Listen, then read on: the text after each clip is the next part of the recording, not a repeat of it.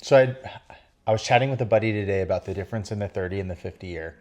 And he seemed to think that the difference was dramatic.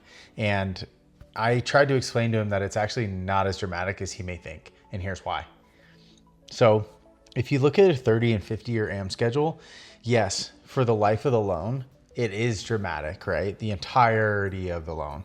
So if you held it for the whole 50 years versus the whole 30 years, I will show you a screenshot here on Excel that I drafted up because I was curious, right? So I compared two different AM schedules, the 30 year versus the 50. And you can see the 2-year schedules right here. I compared the same loan, $400,000 loan at 6%. And so it gives you your two differences here, right? And it shows you your payment difference, $23.94 for the 30 and $21.05 for the 50, okay? So the reason why I said it's actually not as crazy as he may think it is because yes, he's correct.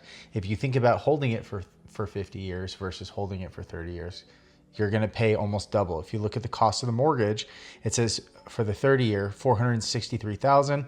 For the 50 year shows $863,000, right? That's $400,000 more for the life of the loan. Except one major caveat. On average, people hold their mortgages 10 to 15 years or 10 to 12 years, I think it is. But let's just say 10 to 15 as a measuring stick.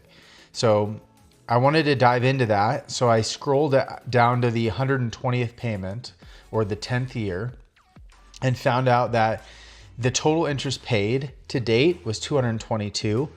I included a 3% appreciation assumption and then wanted to find the total projected profit to see how much it impacts different aspects in our bottom line. So the difference in profit between the 50 and the 30 was 50,000, which is decent over 10 years. I mean, but so here's what I really wanted to look at though. So if we go to the 50 year and we scroll down here to the 120th payment or the 10th year, you'll see total interest for this is 23.5 and it's 222,000 versus 235,000, which is a $12,800 difference. So just a little under 13,000 for 10 years.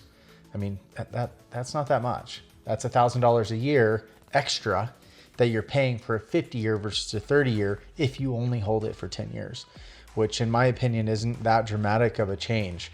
Now, you may know this or you may not know this, but typically for a 30 year AM schedule, the first 15 or it's like 18, depending on the parameters of the loan, but those are interest heavy. So you're paying more in interest than you are in principal. And you see that here. So you're only chipping away a little bit at principal versus the amount of interest that you pay, okay? And then that's on the 50 year, this is the 30 year, okay? So you see those differences here. It's getting a lot closer because more time on the schedule is passed versus the 50 year. You're gonna have to do, 20, a little more than 25 years on your AM schedule to get where those, the interest payments and principal payments start to equal out. So if we scroll down to on the 30 year to the 15 year, because that's the max that we can expect the average person to hold their mortgage for, then we say, so 315 interest to date, equity principal buy down. Okay. That's how much equity we've paid down, how much principal we've paid down to date. And then we included some appreciation, and then our total profit on the 30 year is about 333,000.